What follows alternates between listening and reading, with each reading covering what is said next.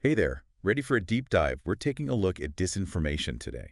Disinformation in elections. Oh, right. And how it goes way beyond just those fake news headlines we see all the time. Exactly. And you've brought this fascinating mix of legal and academic sources, Yeah. so we can really go in depth. Uh-huh.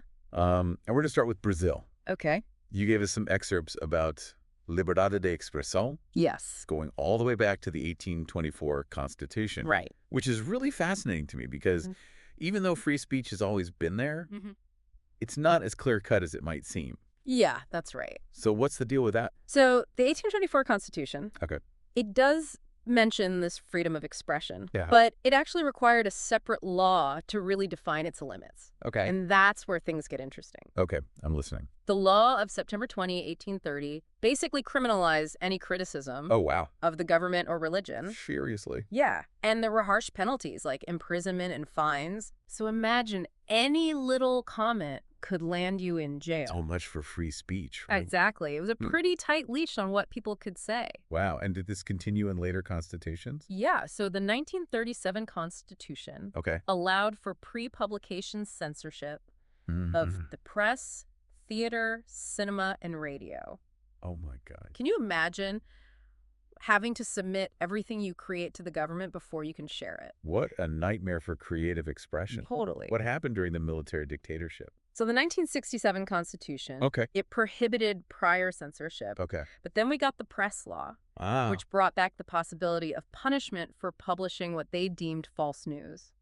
So basically a way to control the narrative. Exactly. To silence any critics of the regime. Wow, and when was that finally overturned? It took until 2009, Really? when the Supreme Federal Court finally ruled on the ADPF 130, Okay. declaring the press law unconstitutional. Wow, a huge win for freedom of expression. Absolutely. So what was the main argument? Essentially, they recognized that prior censorship Yeah. is just incompatible with freedom of expression, Makes sense. which is guaranteed by the Constitution. Right. They argued that freedom of the press Okay. is crucial for a functioning democracy, It is. and that any restrictions Yeah. need to be extremely well justified. I can see that. Yeah. But how did they define the limits of free speech? Right, so it didn't become a free-for-all. Okay, good. The STF was very clear that freedom of expression, Yeah. it's not absolute. Okay. There are still limits in place to protect other rights. Makes sense. So you can't just go around slandering or defaming people Right. or inciting violence. Of course. There are still civil and criminal consequences for that. Right. So the 1988 Constitution still stands as the foundation, Yes. guaranteeing freedom of expression, but also setting boundaries, a delicate balance. For sure. So what does the Constitution actually say about that? So it states that the expression of thought is free, anonymity being forbidden. So you can express yourself freely, but you need to be identifiable. Right. Interesting. To be held accountable. And this leads us right into the disinformation problem. Yeah. Because fake news isn't a new thing. Yeah. But the internet and social media, Mm-hmm. they've supercharged it. Totally. So how has that changed things? Well, social media platforms, they've amplified both the reach and speed of disinformation. Right. Like, a false story can spread globally in minutes. That's scary. Yeah, and controlling that is incredibly difficult. We see it all the time, Mm-hmm. especially during elections. Exactly. So how do we combat this Yeah, without compromising free speech? that is the million-dollar question. I bet. There are many proposals and debates, Okay. but there's no clear consensus yet. Makes sense. Some people advocate for stricter regulations on platforms, while others believe the solution lies in better digital literacy and tools to identify and fight disinformation. This Ellwanger case you mentioned in the sources, that's a great example of this tension, right? Absolutely. Can you remind us what that was about? So Siegfried Ellwanger was a writer Okay. who was convicted for publishing books Okay. with anti-Semitic content. Wow. And this case really highlights the complexities of free speech. Mhm. The STF ultimately ruled Okay. that his writings weren't protected Ah. because they incited hatred and discrimination. So it's not just about whether something is true or false, Right. but also about the potential for harm. Exactly. So this case set a precedent that freedom of expression has its limits Yes. when it comes to protecting other fundamental rights. Exactly like human dignity. Right. So it's about drawing a line. Yes. This historical context is really helpful, but I'm curious how this plays out in today's digital world. Right. There's a lot more to uncover. Yeah. So let's move on to how disinformation tactics have evolved Okay. and how campaigns are using them. Sounds good. So disinformation tactics in elections aren't exactly new. Oh, really? They've been around for a long time. I had no idea. Like, one fascinating case comes from the Cold War. Okay. General Ion Pacepa, the former head of Romanian intelligence, wrote a book called Disinformation. Okay. And he details how the Soviet Union used fake news to achieve its objectives. Interesting. They spread rumors to discredit leaders, Wow. fueled anti-Semitism, Really? and even stoked anti-American sentiment in the Arab world. So they were already running a disinformation playbook. Yeah. Just without the internet to amplify things. Exactly. It makes you wonder how much of what we're seeing today Right. is a new problem versus just a new way to spread an old problem. That's a great point. And leads us to another key factor, the age of post-truth. Right. I've heard that term, Yeah. but I'm not sure I fully understand it. So it was actually Oxford Dictionary's Word of the Year back in 2016. Okay. And post-truth describes a situation where objective facts matter less Okay. than personal beliefs and Yeah. appeals to emotion. So people just believe what they want to believe. Exactly, even if it's not true. So emotion trumps reason, Uh-huh. and that makes people vulnerable to these tactics. That's And disinformation campaigns are designed to tap into our emotions. They really are. They exploit our fears, prejudices, and hopes just to generate engagement and go viral. So it's all about getting those clicks and shares. Totally. So how did this play out in elections? So the Brexit campaign is a good example. Okay. They relied heavily on promises and false information. Okay. They preyed on anxieties about immigration Oh. and dissatisfaction with the European Union, Right. using fabricated data, distorted existing information, Wow. appealed to nationalist sentiment. So how does AI fit into all of this? Well, AI is being used to supercharge the spread of disinformation. How so? Like algorithms can create fake social media profiles Fake profiles. that interact with real people and spread misinformation.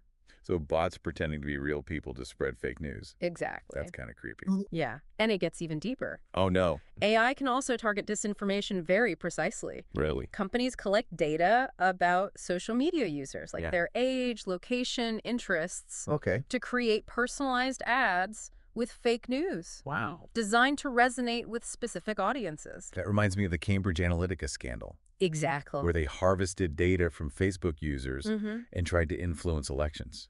Right. Cambridge Analytica is a classic example of how AI can be weaponized. To manipulate public opinion. Exactly, on a massive scale. Scary to think about. It is. So is there any way to fight fire with fire? Ooh. Can AI be used to combat disinformation? Absolutely. AI can actually be a powerful tool for identifying and flagging potentially false information. Okay. Like algorithms can detect patterns in text and images Okay. that often indicate fake news. I see. Other platforms use AI to verify the authenticity of images and videos Okay. to prevent the spread of deepfakes. I'm not entirely sure what those are. Deepfakes. Yeah. So deepfakes are basically incredibly realistic fake videos Okay. created with AI. Wow. They can show people doing things they never did Seriously? or saying things they never said. Oh my gosh. Imagine the potential damage in an election. That's pretty terrifying. Yeah, So AI is a double-edged sword. definitely. You can spread disinformation, Yeah. but also combat it, Mm-hmm. which raises some serious ethical questions. You're absolutely right. We need to be careful with this technology, For sure, we need to make sure AI is used for good. not for manipulation. Exactly. So we've talked about the history, the tactics, and how technology is playing a role. Yeah. But let's get practical. Okay. What can be done to fight back against disinformation? So there are many approaches to fighting disinformation. Okay. From individual actions we can take to broader efforts by digital platforms, governments, and civil society. It's a complex problem. It is. It requires a multifaceted solution. Okay, I'm all ears. Let's dive into some strategies. Okay, so one of the most important things is to develop a strong sense of critical thinking before sharing any information, especially online. We need to check the source. Okay. Verify if the news comes from a reliable outlet. Right. And look for other sources that corroborate the information. So basically be skeptical. Yeah, don't just believe everything you see online. Good advice. What else can we do? Diversifying our sources of information is crucial. What do you mean? Like, don't just stick to sources that confirm your existing beliefs. Okay. Seek out media outlets with different perspectives. Okay. Read newspapers and magazines. Yeah. Watch television programs. Uh-huh. Listen to podcasts that approach topics critically and impartially. So stepping outside our own bubbles. Yes, and seeking out different points of view. To get a more complete picture of reality. Precisely. And if you come across fake news. Report it. Okay. Most digital platforms have mechanisms for reporting false or misleading content.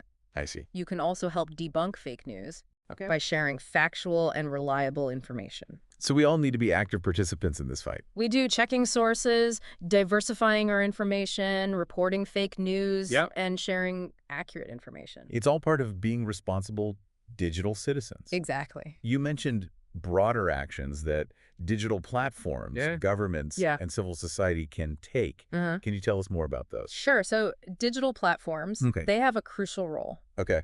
They need to invest in technologies to identify and remove fake accounts, Okay. bots, and misleading content. Right. They also need to be more transparent about their algorithms. How so? Like how their algorithms work, how information is ranked and displayed. I know those algorithms have a lot of power. They do. And this lack of transparency is concerning. What about governments? Governments have a role too. Okay. They need to create laws to combat disinformation. Okay. But without infringing on freedom of expression. Right, it's a delicate balance. It is, and they need to invest in digital literacy education. Okay. So people can identify and protect themselves from fake news. What about civil society? So civil society, Yeah. they can pressure digital platforms and governments Okay. to take more effective measures to combat disinformation. Got it.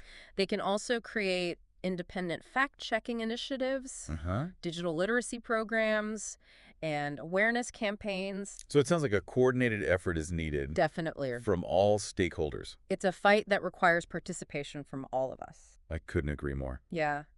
Yeah, so now that we've talked about all of that, let's focus on Brazil. Okay. Because Brazil is a battleground for disinformation, especially during elections. Oh, yeah, we saw that in 2014, 2018, even the recent 2022 elections. Yeah, social media platforms have become so powerful for spreading fake news. Attacking candidates, manipulating public opinion. It's a big problem. Are the tactics similar to what we discussed earlier? Very similar. We see a lot of the same strategies, like creating fake profiles, using bots to amplify messages, distorting information, manipulating images and videos, spreading rumors and conspiracy theories. It's all about sowing discord. Exactly. Undermining trust. And influencing votes. That's the goal. So what is Brazil doing legally to address this? So we do have a legal framework that can be applied to combat disinformation. Okay, like what? So we have the Electoral Code, the Marco Civil da Internet, and the Penal Code. Okay, can you break those down for us a little bit? Sure. So the Electoral Code outlines penalties for spreading false or defamatory information during elections. Makes sense. The Marco Civil da Internet establishes guidelines for Internet use in Brazil. Okay. It upholds freedom of expression and privacy. Okay. But it also allows for removal of illegal content. Like what? Like hate speech or incitements to violence. Got it. And the Penal Code. It defines crimes like slander, defamation, and libel. So those can be applied in cases of disinformation. If they cause harm. Okay, so it sounds like the laws are there. Yeah. But how effective are they really? Well, enforcement is a challenge. In what way? While there's been an increase in reports and investigations, identifying and holding those responsible is still very difficult. What is that? Well, anonymity on the internet is a big hurdle. That makes sense. It's really hard to trace fake profiles and bots back to the real people. And then hold them accountable. Exactly. And the speed at which disinformation spreads is another issue. That's true. A story can go viral in minutes. Yeah. Are there other initiatives beyond the legal framework? Yes. So the Superior Electoral Court, or TSE, has launched awareness campaigns to educate the public about fake news. That's good. And they've partnered with social media platforms to remove false content and identify fake accounts. So it's not just the TSE. No, we're seeing a lot of activity from civil society, too. Like what? So fact-checking organizations are popping up.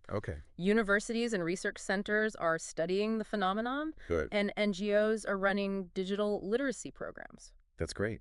So many people are mobilizing. Yes. It's really inspiring.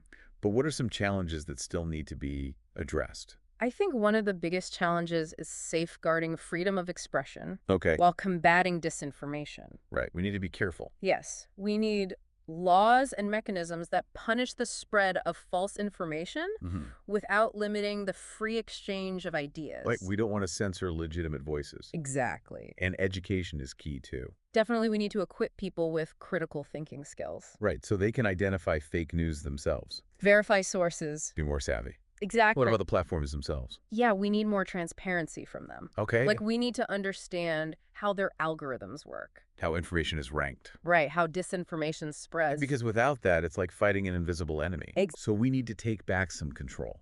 Yeah. We can't just be passive recipients of whatever the algorithm shows us. They need to be informed. Engaged. That's critical. This has been a really fascinating deep dive. It has. But before we wrap up, yeah, what do you think about the future of this battle against fake news? So disinformation is probably always going to be a challenge. Yeah.